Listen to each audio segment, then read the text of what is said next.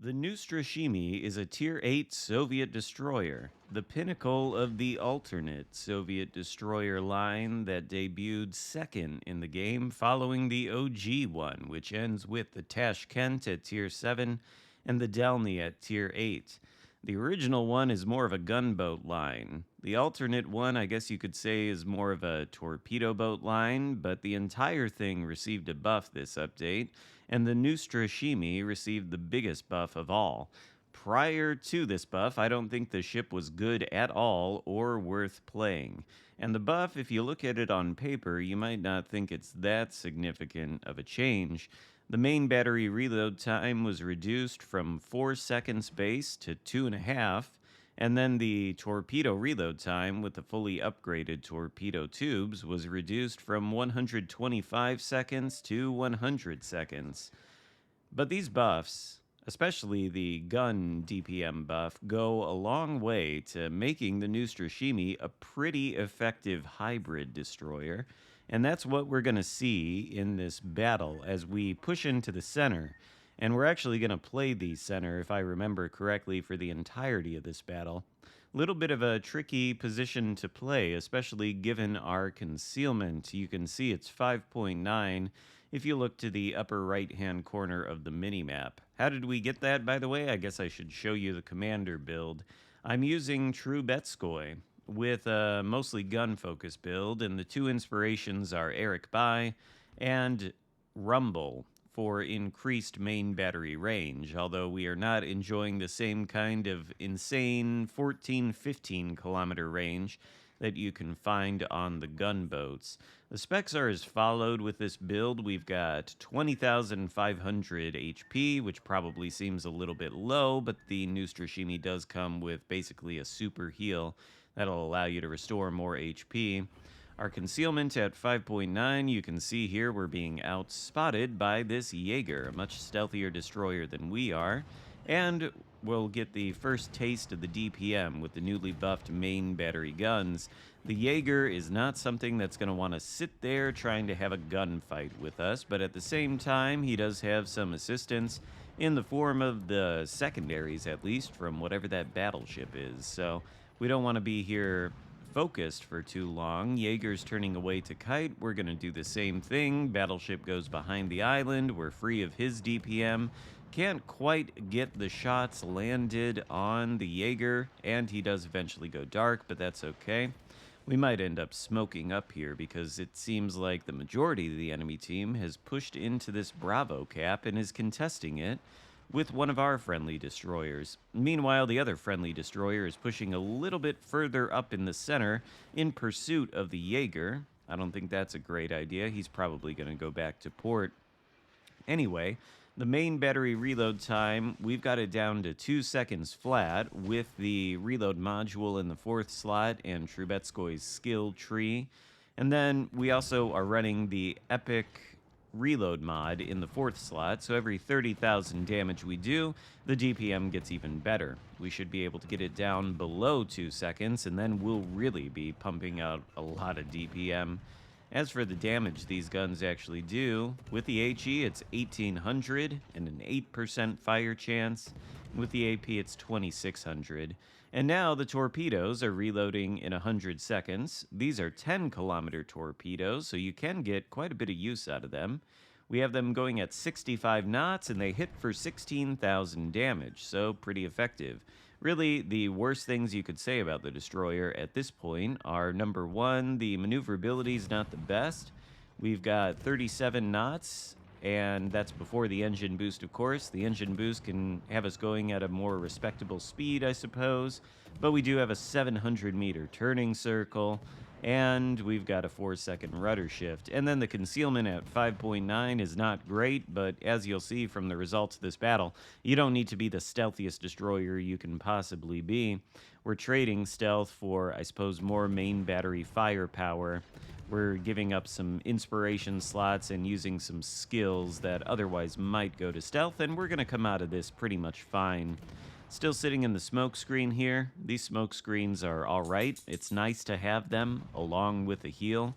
And I think, by the way, that was the buff for the rest of the line. I think previously you had to choose between smoke screens and heals on the lower tier ones like the Kiev and whatnot. But now I believe you get the heals and the smoke screen, which is a nice combination to have. Udaloy gets that as well. And previously, I don't think you did, which is a nice thing to see. Although Udaloy did not actually get any buff in this newest line or this newest set of buffs for the Ministry of Balance. Only the Kiev and Down did. Maybe Udaloy already had the smoke and heal combo. Kiev's got it now. Of course, Neustrashimy's got it. Not entirely sure, because this was not a line that I played on a regular basis. Anyway, as you can see, this battle, since we're pretty far into the update, is not a one-sided blowout like we were experiencing the entire first week of the update. In fact, it's pretty close. We could go either way on this. There's 9 minutes left and the ship count is even.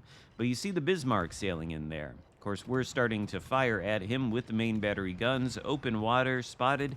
Why are we doing that? Well, we want him to turn and get all of his guns on target, so he eats the torpedoes we sent at him earlier. Looked like he was going to mostly avoid them, but since he fell for our baiting him, he does end up taking 3 of the torpedoes, and he's well on his way back to port. We're up to 83,000 damage done now, and Bismarck is shooting HE at us. Kinda scary, but then again, not really. The German HE on battleships and everything else has really anemic HE alpha, so frankly, it doesn't hurt all that bad. And we're going to be able to use one of our super heals and restore ourselves to about 3 bars of HP, 15,000 or so. Bismarck is on fire, I think. Not courtesy of us, but somebody else. Maybe we'll be able to get the kill. And it does it. Well, there's a fire, but we only get... No, we do get the kill. I thought we were only going to get the fist. There we go. Now it's a 5v4 in favor of the blue team. Still got 1 cruiser left in the Bravo cap. And there's a destroyer and a battleship, probably somewhere up near the Alpha cap. So at this point, thinking to ourselves, where should we go?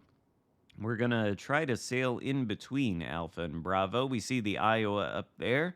Full HP, more or less. Very juicy target for the main battery guns and or the torpedoes of the Neustrashimy.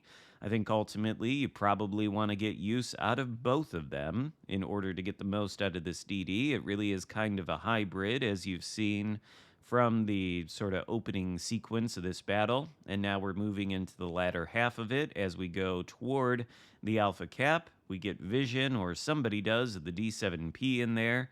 Looks like he's fighting one of our friendly DDs who has no HP. We could open up on him, but I don't really want to give away my position. And we've got a Baltimore, which is pretty healthy, sailing into the D7P. The Baltimore, with its 203 American heavy cruiser guns, should be able to make short work of it, but you can see here we're a little bit torn on what do we want to do. Do we go toward the D7P to try and obtain vision of him, or do we go toward this Iowa and wherever that last destroyer was? I decided that we were going to go toward the Iowa and try to take the Alpha cap. We're barely ahead of the enemy team on points. I suspect that friendly destroyer that is locked in battle with the D7P is probably going to go down, and we're going to lose however many points he's worth, so we should probably get a cap. We're going to take a test here, fire some shots at the Iowa, basically dodge his return salvo, although we do get a little bit lucky there. We don't get dinged on the bow by that one shell, but the fact that we fired at him and he went behind the corner and now we are dark means that neither of the remaining 2 enemy destroyers are anywhere where they've got line of sight on us. Very interesting. And if we take a look back at the situation with D7P, looks like he's got torpedoes coming at him along with the Baltimore, to whom he appears to be broadside. So I bet he is going back to port, and maybe even that destroyer behind the Baltimore survives. Looks like he's got a good chance of doing that. D7P is as good as sunk, so our choice was not a bad one, I don't think. We enter the cap, and we're going to start to take it now. I don't think we'll have any opposition, but it's likely that Iowa is going to come around that corner. He probably is aware, since we shot at him, that there's a destroyer in this general location. Nevertheless, we've got our torpedoes off of cooldown, so I think what we're going to do is launch them around that corner in anticipation of Iowa. If he's a good player, though, with a head on his shoulders, then he's probably going to guess torpedoes are coming around that corner. So I don't know how fruitful this salvo is going to be, but we're about 15 seconds from taking the cap now. And once we do, we're going to head back toward Charlie, I think. If you notice on the mini-map, there was a destroyer spotted over there, and we just lost our last remaining battleship to him. So we need to go and avenge that and get that destroyer off the board. At this point, it's a 3v3, still technically anyone's game, and the Charlie cap is turning red, so that is definitely where we're going to be heading. Apparently, we didn't launch torpedoes around the corner at the Iowa. Good thing we didn't. We are spotting him now, though, for the benefit of pretty much nobody. I don't think Baltimore or the friendly destroyer are really going to be shooting at him. But what we will do, as we head toward Charlie to intercept the Jaeger, at least I assume it's the Jaeger. I don't know if there's anything but Jaegers left in this. We are going to launch the torpedoes around the corner of that island. But again, if that is an Iowa with a head on his shoulders, he knows, or he can know from the fact that he was spotted and now he's dark, that he can get a general bead on my position and probably expect that torpedoes are coming around the corner. I don't know why he's sending up his fighter plane in the air or spotter plane. Maybe he still thinks that they spot torpedoes, but I don't think they do. In any case, if you have map awareness and situational awareness like Iowa apparently does here, you can pretty much guess that torpedoes are coming at you from around that corner. So Iowa does avoid. Good for him. Speaking of torpedoes, there's red ones coming out of that cap, courtesy of the Jaeger. So here, we're going to have to be a little bit careful. We don't really want to be caught in a situation where Jaeger is out spotting us, he's got torpedoes able to be launched on us, and Iowa is able to benefit from his spotting by shooting. So we're going to park it here for a second as Baltimore draws closer.